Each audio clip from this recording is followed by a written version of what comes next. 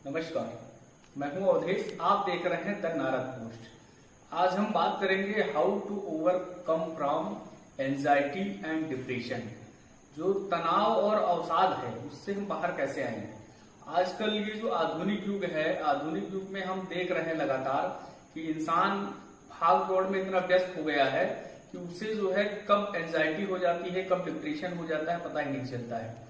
आजकल की जो भाग दौड़ भरी जो जिंदगी है, ये जो जीवन है, लाइफ है हमारा, इसमें लोग जिंदा मानव बम की तरीके से घूम रहे हैं। कब किसका भक्षण कर ले किसी को पता नहीं चल पाता है। लेकिन इसके पीछे के कारण क्या है? आखिर जो चिंता है और अवसाद है, इसके पीछे के कारण क्या है? लगातार क्यों हम चिंता और अवसाद से घिरे रहते हैं? यदि इनके पीछे के कारणों की बात की जाए तो लोग क्या है कि बहुत चीजें कर लेते हैं, बिजनेस कर लेते हैं, बड़े से बड़ा पैसा कमा लेते हैं, घर बना लेते हैं, लेकिन उनकी जो मूलभूत सुविधा है, जो उनको लगता है कि शांति उनके जीवन में होनी चाहिए, उसका कहीं ना कहीं अभाव दिखता है। इन सब के पीछे कारण क्या हो सकते हैं? डिप्रेशन और एंजाइटी से बाहर आने के दो तरीके हो सकते हैं। पहला तरीका तो यह है कि मेडिकेटेड फॉर्म में हम किसी डॉक्टर से, मनोचिकित्सक से सलाह लेकर के दवाइयां शुरू कर सकते हैं, या फिर जो है हम उसको अपने आप को जो है अपनी आत्मा को परमात्मा से जोड़ करके स्पिरिचुअल तरीके से, आध्यात्मिक तरीके से हम तनाव से और डिप्रेशन और एंजाइटी से बाहर आ सकते हैं।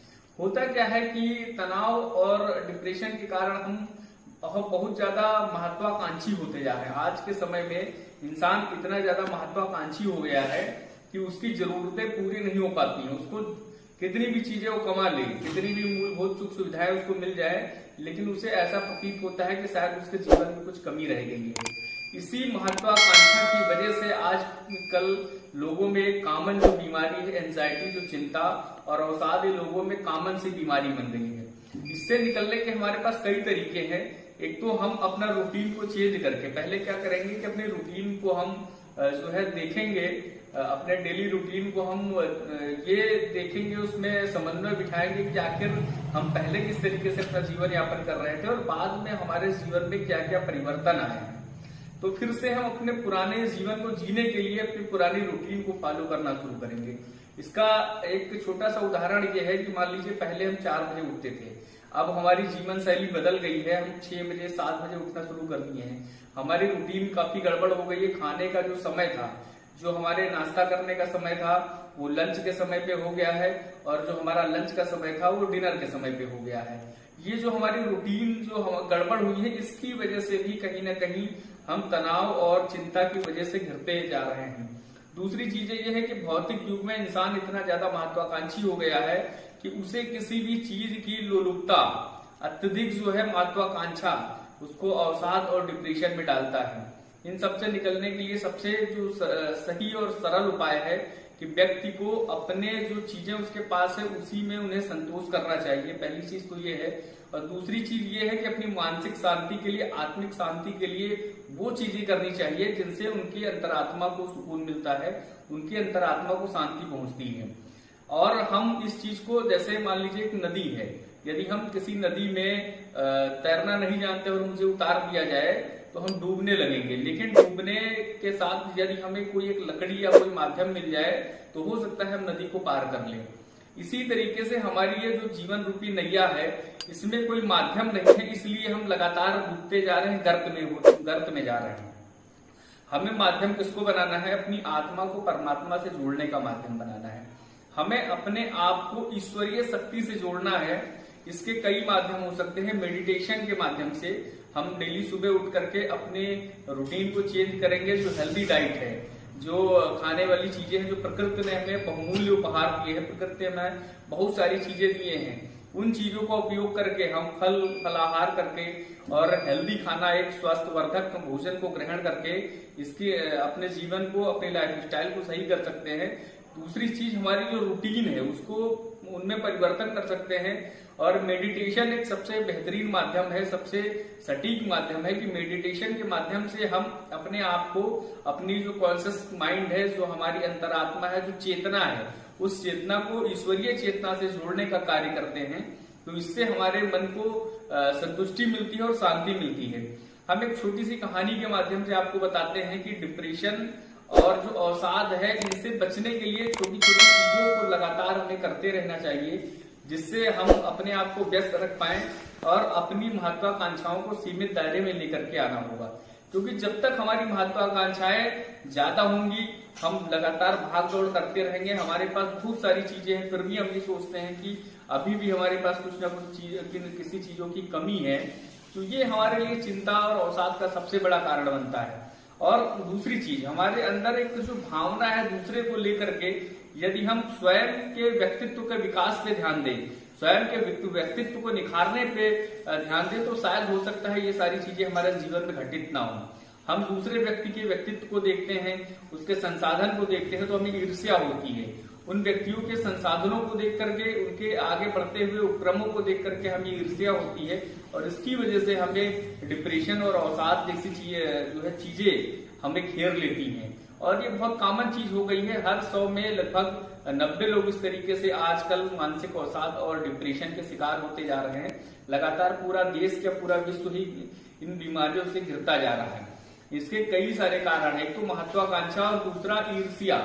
हम दूसरे के व्यक्ति के उपक्रम को देख करके, उसके विकास को देख करके हम ईर्ष्या जो करने लगते हैं, ये भाव, ईर्ष्या का भाव हमें अपने जीवन से समाप्त कर देना होगा।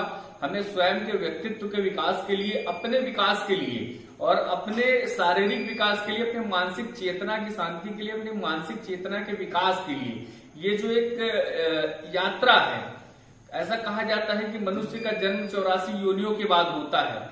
तो 84 योनियों के बाद जो मनुष्य का शरीर प्राप्त होता है, तो ये देवता का स्वरूप होता है, और इस देवत्व स्वरूप शरीर को, अपनी चेतना को जागृत करके, अपनी एक जो यात्रा है, आध्यात्मिक यात्रा को, हम अपने आप को ईश्वर से जोड़ करके ईश्वरीय मार्ग की ओर जाकर के, प्रशस्त होकर के इन सब चीजों से बाहर निकल सकते हैं।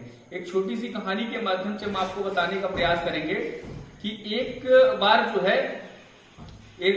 क्या है कि एक व्यक्ति होता है और उसकी 2 संतानें होती हैं। तो एक संतान से वो बहुत प्यार करता है, और उसकी जो छोटी संतान होती है उससे भी वो बहुत प्यार करता है, दोनों बच्चों से बहुत प्यार करता है। लेकिन होता क्या है कि 10 से 15 दिन बाद उसके जिस बच्चे से वो बहुत प्यार करता था, 15 वर्षीय बालक, उसकी मृत्यु हो जाती है। ये चीज सोच करके वो काफी ज्यादा परेशान हो जाता है और चिंतित रहने लगता है। कुछ समय धीरे धीरे बीतता है और उसकी पत्नी, जो अर्धांगिनी होती है, जो उसकी प्रिय होती है, उसकी भी मृत्यु हो जाती है। और इन सब चीजों से काफी ज्यादा वो डिप्रेशन में चला जाता है, तनाव में चला जाता है। उसको ऐसा लगता है कि शायद ईश्वर ने उसके साथ न्याय नहीं किया है, ईश्वर ने उसके साथ कुछ अच्छा नहीं किया है, और वो लगातार चिंता और अवसाद से ग्रसित हो जाता है। लेकिन होता क्या है कि एक दिन जो उसका छोटा बच्चा होता है, वही बच्चा जिद कर लेता है कि उसे गाड़ी चाहिए। लेकिन होता क्या है कि उसके पिता को, वो कारीगर नहीं होता है, ना ही कारपेंटर होता है, बढ़ई का काम होता है, लेकिन जो कार्य उसे करना नहीं आता है, बच्चे की जिद की वजह से उस कार्य को करने के लिए विवश हो जाता है। वो क्या करता है कि लकड़ी को लेकर के, और जो है गाड़ी जो होती है, जो बच्चे ने मांगा था, वो गाड़ी बनाना शुरू करता है। और उसको बनाने में लगभग 3 दिन बीत गए, 4 दिन बीत गए, 6 दिन बीत जाते हैं और 1 हफ्ते बीत जाते हैं। लेकिन इन 7 दिनों में उसने एक चीज जो महसूस की, वो ये महसूस की, इन 7 दिनों में उसके अंदर कोई नकारात्मक विचार नहीं आए, किसी भी तरीके के नकारात्मक भाव नहीं आए, और किसी भी प्रकार से उसे आत्मग्लानि जो है नहीं महसूस हुई। उसे ये लगा ही नहीं कि वो किसी तरीके से अवसाद या डिप्रेशन से, एंजाइटी से पीड़ित है। क्यों? इसके पीछे का कारण ये है कि वो अपने कार्य में व्यस्त हो गया। उसने जो महत्वाकांक्षाएं थे उनको भुला दिया, सांसारिक जो भौतिक युग की जो चीजें हैं उनको भुला करके उसी एक कार्य में व्यस्त हो गया। क्योंकि अपने प्रिय के लिए उसे लकड़ी की गाड़ी बनाना था, और उस गाड़ी को बनाने के दौरान उसे एक बार भी बुरे ख्याल उसके मन में नहीं आए।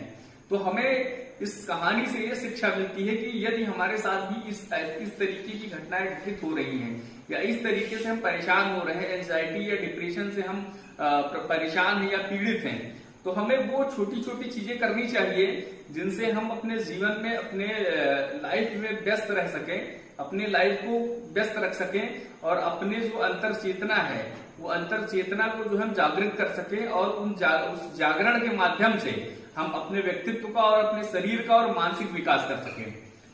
तनाव और डिप्रेशन के कारण दो हो सकते हैं। एक तो शारीरिक कारण होता है, दूसरा मानसिक कारण होता है। मानसिक कारण में जो हमारे दिमाग में हार्मोन्स होते हैं उसमें डिसबैलेंस हो जाता है, केमिकल डिसबैलेंस हो जाता है, जिसे केमिकल लूचा कहते हैं। और एक शारीरिक ये होता है कि हम अपनी महत्वाकांक्षाओं को पूरा न कर पाने की वजह से लगातार परेशान रहते हैं, ये कारण भी हो सकता है। लेकिन हम छोटी छोटी चीजों को करके अपने अंतर आत्मा को, अपनी अंतर चेतना को ईश्वरीय माध्यम से जोड़ करके हम संतुष्टि का भाव जो है प्रकट कर सकते हैं, अपने आप को संतुष्ट महसूस कर सकते हैं। इसके अलावा अपने आप को व्यस्त रख करके इन सब चीजों से हम बाहर निकल सकते हैं। दूसरी बात यह है कि अपनी महत्वाकांक्षाओं को हमें घटाना होगा। हमें इतना ये संतुष्ट अपने अंदर ये चीज मान कर चलनी होगी कि जो कुछ भी हमें मिला है ईश्वर से वो पर्याप्त है, हमारे लिए ठीक है। और जिस दिन हम ये सारी चीजें करना शुरू कर देंगे, हमारे अंदर से तनाव और डिप्रेशन जैसी चीजें खत्म हो जाएंगी। धन्यवाद।